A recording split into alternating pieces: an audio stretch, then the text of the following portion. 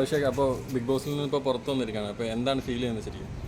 പുറത്ത് വന്നപ്പോൾ ഞാൻ ആക്ച്വലി ഹാപ്പിയാണ്. കാരണം അതിനകത്ത് കുറേ നെഗറ്റിവിറ്റിയും കുറേ കാര്യങ്ങൾ എല്ലാവരും കോർണർ ചെയ്യുന്ന പോലെയൊക്കെ എനിക്ക് ഫീൽ ചെയ്തിട്ടുണ്ടായിരുന്നു. അപ്പോൾ പുറത്ത് വന്നപ്പോൾ കമൻസ് ഒക്കെ വായിക്കുമ്പോൾ സന്തോഷം. കുറച്ച് നാൾ നിന്നിട്ടില്ലെങ്കിലും കുറച്ച് പേരുടെയെങ്കിലും മനസ്സിൽ കയറാൻ പറ്റി എന്നുള്ളതിൻ്റെ ഒരു സന്തോഷം. ബിഗ് ബോസിൽ നമ്മൾ പോയിട്ട് ആ ഗെയിം കൃത്യമായിട്ട് പ്ലാൻ ചെയ്ത് കളിക്കാൻ പറ്റിയെന്ന് തോന്നുന്നുണ്ടോ?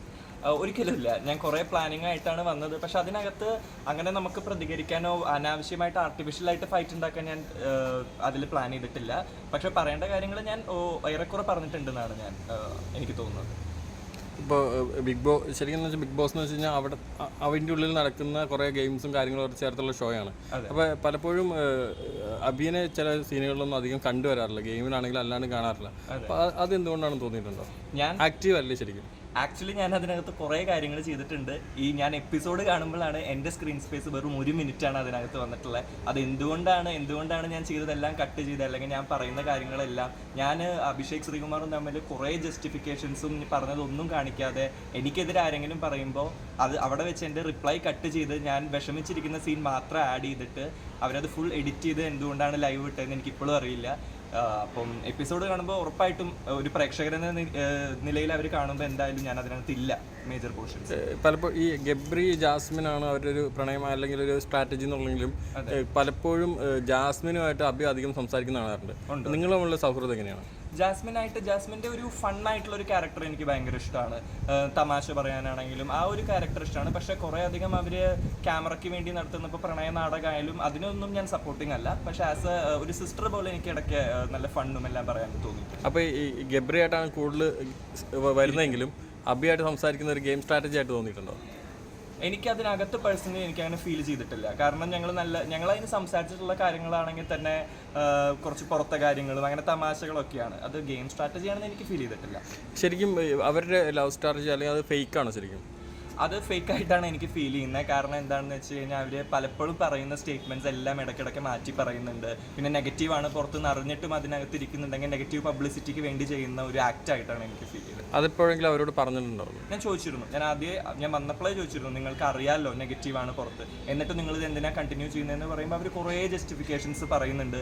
അത് കഴിഞ്ഞ് പിന്നീട് അത് മാറ്റി പറയുന്നുണ്ട്. അപ്പം സത്യം പറഞ്ഞാൽ ക്ലിയർ അല്ല എന്താണ് അവരെന്ന് ഉദ്ദേശിക്കുന്നത്. ഈ ജിൻഡോ താങ്കളുമായിട്ട് നേരത്തെ ഒരു ആക്ട് ഭയങ്കരമായിട്ട് വന്നിരുന്നു, മറ്റേ ദേഹത്ത് തൊടുന്ന രീതിയിലുള്ള, അതിനെക്കുറിച്ച് ശരിക്കും എന്താ പറയാനുള്ളത്? അത് ആക്ച്വലി ജിൻഡോ ചേട്ടൻ അങ്ങനെ കാലിൽ ഇങ്ങനെ പിടിച്ചിരുന്നു 2 വട്ടം. അപ്പം ഞാനത് വളരെ എൻ്റെ ഒരു ബ്രദർ ഫീലിംഗ് ആയിരുന്നു എനിക്ക് സായിനോട് ഞാൻ ടോയ്ലറ്റിൽ വെച്ച് പറഞ്ഞപ്പം സായി വന്ന് ചോദിച്ചു, ജിൻഡോ ചേട്ടനായിട്ട് ചോദിച്ചു. അപ്പോൾ ജിൻഡോ ചേട്ടൻ അത് ഇങ്ങോട്ട് പറഞ്ഞു. ഞാൻ ചോദിക്കുന്നതിന് മുന്നേ ജിൻഡോ ചേട്ടൻ ആ ആക്ട് പറഞ്ഞു. എന്നിട്ട് ജിൻഡോ ചേട്ടൻ പറഞ്ഞു ആൾക്കുള്ള ഒരു രോഗമാണത്, വീട്ടിലും അങ്ങനെ ചെയ്തിട്ട് പലരും പറഞ്ഞിട്ടുണ്ട്. അപ്പം ഞാൻ പറഞ്ഞു അങ്ങനെ ഒരു രോഗമാണ്, അങ്ങനെയാണെങ്കിൽ എനിക്ക് കംപ്ലൈൻറ്റ് അതിനകത്തില്ല. ആളുടെ വീട്ടിൽ തന്നെ ഇങ്ങനെ പറ്റുന്നൊരു രോഗമാണെങ്കിൽ അതിന് കൂടുതൽ പിന്നെ വഷളാക്കിയ പുറത്താണെങ്കിലും ഞാനിങ്ങനെ ഒരു കമ്മ്യൂണിറ്റിയിൽ വരുന്നത് കൊണ്ട് എനിക്കായിരിക്കും അത് ആൾക്കാർ കുറ്റം പറയുക, എത്ര ഞാനാണ് ശരിയെങ്കിലും എന്ന് എനിക്കറിയാം. അതുകൊണ്ട് ഞാനത് വലിയൊരു പ്രശ്നമാക്കിയില്ല. പിന്നെ ഒരാളുടെ രോഗം അറിയാതെ ചെയ്തതെന്ന് തള്ളിക്കളഞ്ഞു. പക്ഷേ ഇതേ സായി മാറി നിന്ന് ഞാൻ ഉണ്ടാക്കിയൊരു കാര്യമാണ് ഇതെന്ന് പറയുന്നൊരു വീഡിയോ എനിക്കൊരു ഫ്രണ്ട് അയച്ചു തന്നു. അപ്പം അതിനകത്ത് ആരോടും നമുക്കൊരു വിഷമം പോലും പറയാൻ പറ്റാത്തൊരു ഹൗസാണ് അതിനകത്ത്.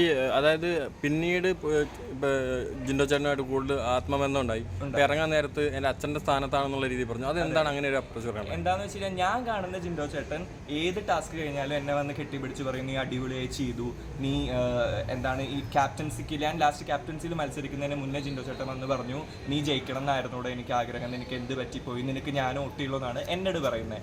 എനിക്ക് എന്ത് തല്ലിട്ടുണ്ടായാലും ജിൻഡോ ചേട്ടൻ എന്നെ മാറ്റി നിർത്തി എന്നെ ആശ്വസിപ്പിച്ചിട്ടുണ്ട്. പക്ഷെ മാറുന്ന ആൾ വേറെ പറയുന്നുണ്ടോന്ന് എനിക്കറിയില്ല. അങ്ങനെ പറഞ്ഞിട്ടുണ്ടെന്ന് പലരും പറയുന്നു. പക്ഷെ എൻ്റെ കാഴ്ചപ്പാടിൽ എനിക്ക് വളരെയധികം, പിന്നെ പുറത്ത് ജിൻഡോ ബോഡി ക്രാഫ്റ്റിൽ വന്നു കഴിഞ്ഞാൽ നിനക്ക് ജീവിതകാലം മുഴുവൻ ഫ്രീ ആയിട്ട് വർക്കൗട്ട് ചെയ്യാം, നിന്നെ എനിക്ക് ഭയങ്കര ഇഷ്ടമാണ്, നീ എൻ്റെ ഡിയറസ്റ്റ് ഫ്രണ്ടാണെന്നൊക്കെ ആൾ പറയുന്നുണ്ട്. അപ്പോൾ എനിക്ക് ജിൻഡോ ചേട്ടനെ ഭയങ്കര ഇഷ്ടമാണ്. ആസ് എ പേഴ്സൺ എനിക്ക് ഭയങ്കര ഇഷ്ടമാണ്. അല്ല, അതിൻ്റെ അപ്പുറത്തൊരു അച്ഛൻ്റെ സ്ഥാനത്തേക്ക് കാണാനുള്ള എന്ത് ക്വാളിറ്റിയാണ് അദ്ദേഹത്തിനുള്ളത്? മീൻസ് എനിക്ക് എൻ്റെ ഒരു അച്ഛൻ്റെ ഒരു ഇത് കിട്ടിയിട്ടില്ല എൻ്റെ ലൈഫിൽ. ഇപ്പോൾ എനിക്ക് ബ്രദറും ഇല്ല. അപ്പം പെട്ടെന്ന് ഒരാൾ എന്നെ ഭയങ്കര ആക്സെപ്റ്റ് ചെയ്യുന്നു, ചേർത്ത് പിടിക്കുന്നു എന്ന് തോന്നിയപ്പോൾ എനിക്കൊരു ഇമോഷണലി ഭയങ്കര കണക്റ്റഡ് ആയിട്ട് തോന്നിയ ആളുടെ അടുത്ത്. അതുപോലെ ഇപ്പോൾ ഈ നമ്മുടെ അൻസിബി ആയിട്ടുള്ളൊരു ഭയങ്കരമായിട്ടുള്ളൊരു സൗഹൃദമുണ്ട്, ഡീപ്പായിട്ടുള്ള. ആ സൗഹൃദത്തെ കുറിച്ച് എന്താണ് പറയാനുള്ളത്? അൻസിബായിട്ട് ഞങ്ങൾ ഒരു ലാസ്റ്റ് ഒരു വീക്കിലാണ് സൗഹൃദം ഉണ്ടായത്. എന്താണെന്ന് വെച്ചാൽ ആ ഒരു കിച്ചണിൻ്റെ ഇഷ്യൂ ഒക്കെ വന്നപ്പോൾ ഞാൻ അവളെ ഹെൽപ്പ് ചെയ്യാൻ പോയി നിന്ന് ഞങ്ങൾ ഒരുമിച്ച് കുറേ നേരം നിന്ന്. അങ്ങനെ അൻസിബ ഭയങ്കര പ്യുവറായിട്ടുള്ള ഭയങ്കര ജെന്യുവൻ ആയിട്ടുള്ള ഒരാളാണ്. അപ്പം ഇനി പുറത്തു പോയാലും സൗഹൃദം ഞാൻ കീപ്പ് ചെയ്യാൻ ഉദ്ദേശിക്കുന്ന അൻസിബയോടാണ്. ഈ അൻസിബ വലിയ ഗെയിം കളിക്കുന്ന ഒരു ഗെയിമർ അല്ല, അതായത് കാഷ്വലായിട്ട് നടക്കുന്നു, എപ്പോഴും പുറത്ത് പോകണമെന്ന് പറയുന്നവരാണ്. എന്നിരുന്നിട്ട് കൂടി അവർക്ക് വോട്ട് കിട്ടും, അവരോട് നിൽക്കുകയും ചെയ്യുന്ന രീതിയിലാണ് വന്നത്. അതൊരു അതായത് അവർക്ക് ബിഗ് ബോസ് അങ്ങനെ ഒരു ഇത് ചെയ്യുന്നതായിട്ട് തോന്നുന്നുണ്ടോ? അങ്ങനെ എനിക്ക് തോന്നിയിട്ടില്ല. കാരണം എനിക്ക് ജെന്യുവനായി ഫീൽ ചെയ്തത് അൻസിബ ഭയങ്കര ഗെയിമർ അല്ലെങ്കിൽ കൂടി ചിലപ്പോൾ അൻസിബയുടെ ഒരു ജെന്യുവിനിറ്റി അല്ലെങ്കിൽ അവരൊരു പ്യുവർ ആയിട്ടുള്ള ഒരു പേഴ്സൺ ആണെന്നുള്ളതിനെ കുറിച്ച് അത് ഇഷ്ടപ്പെട്ട ആൾക്കാർ വോട്ട് ചെയ്യുന്നു എന്നാണ് തോന്നുന്നത്. അതുപോലെ ഈ ബാക്കിയുള്ള കണ്ടസ്റ്റൻ്റ് ഇപ്പോൾ അഭിഷേകമായിട്ടുള്ളൊരു വാഗ്വാദങ്ങൾ ഉണ്ടായിട്ടാണ് നിങ്ങൾ കയറിയ തുടങ്ങി തന്നെ ഒരു വാഗ്വാദം ഉണ്ടായി. പക്ഷെ പിന്നീട് അതിനെക്കുറിച്ചൊരു ചർച്ചകൾ ഉണ്ടായില്ല. അതെന്തുകൊണ്ടാണ് അങ്ങനെ? അത് ഞങ്ങൾ തന്നെ അതിന് റിപ്ലൈയും കൊടുത്ത് അതിനെക്കുറിച്ച് എല്ലാം സംസാരിച്ച് ഞാൻ ഇനീഷ്യേറ്റീവ് എടുത്ത് എൻ്റെ ഡെൻ റൂമിൽ അവൻ വന്നിരുന്ന് സംസാരിച്ച് ഞങ്ങൾ കെട്ടിപ്പിടിച്ച് കൈ കൊടുത്തിട്ടാണ് പിരിഞ്ഞത്. അതുകൊണ്ടാണ് പിന്നീട് സംസാരം ഉണ്ടാവാത്തതും. ഇതൊന്നും അവർ എപ്പിസോഡിൽ കാണിച്ചിട്ടില്ല. മേ ബി എന്നെ നെഗറ്റീവ് ആക്കാനാണോ എന്താണെന്ന് അറിയില്ല.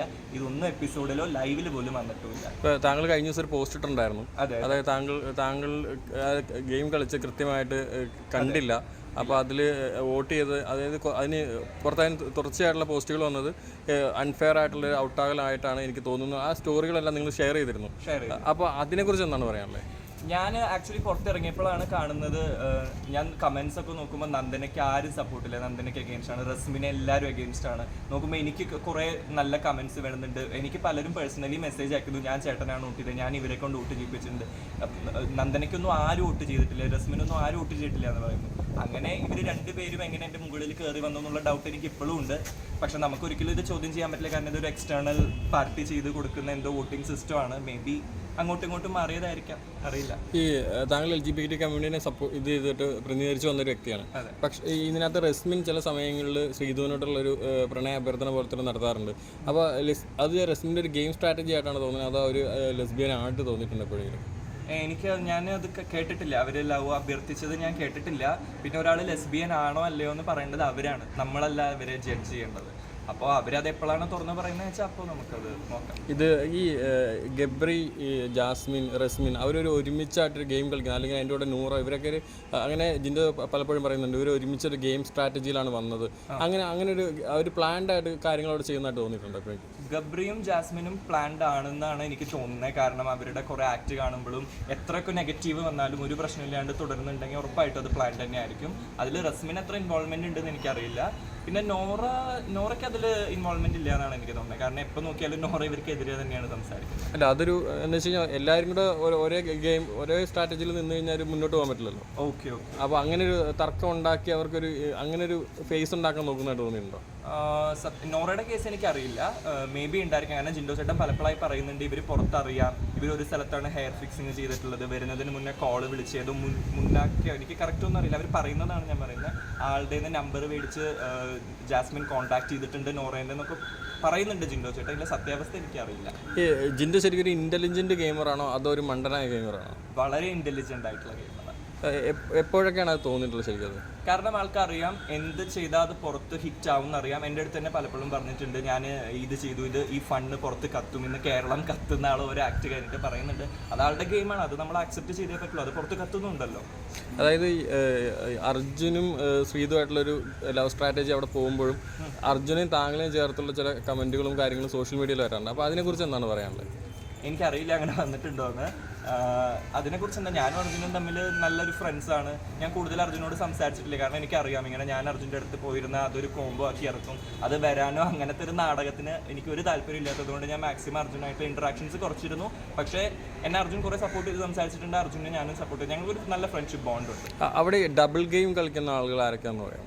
ഡബിൾ ഗെയിം കളിക്കുന്നത് സായി ആണ്. എനിക്കത് ഉള്ളിൽ വെച്ച് അറിയുന്നുണ്ടായിരുന്നില്ല. ഉള്ളിൽ വെച്ച് സായി നല്ലൊരു പ്ലെയർ ആണെന്നാണ് വന്നത്. പുറത്തു വന്ന് കണ്ടപ്പോൾ എന്നെക്കുറിച്ച് എല്ലാവരെയും കൊണ്ട് വോട്ട് ചെയ്ത് ഔട്ടാക്കിപ്പിച്ചതിൽ ഒരാൾ സായി ആണ്. എന്നെക്കുറിച്ച് മാറുന്നെന്ന് കുറ്റം പറയുന്നത് സായി ആണ്. ജിൻഡോ ചേട്ടൻ്റെ ഇഷ്യൂവിൽ എൻ്റെ ബ്രദറിനെ പോലെ ഞാൻ സായിനെ പറഞ്ഞിട്ടും ഞാനത് കണ്ടന്റിന് വേണ്ടി ക്രിയേറ്റ് ചെയ്ത ഇഷ്യൂ ആണെന്ന് പറഞ്ഞത് സായി ആണ്. പിന്നെ അതുപോലെ തന്നെ ശ്രീരേഖ ചേച്ചി, ഞാൻ നമ്മുടെ അടുത്തൊന്ന് പറയും, വേറെ സ്ഥലത്തൊന്ന് പറയും. ഇവർ രണ്ടുപേരാണ് ഡബിൾ.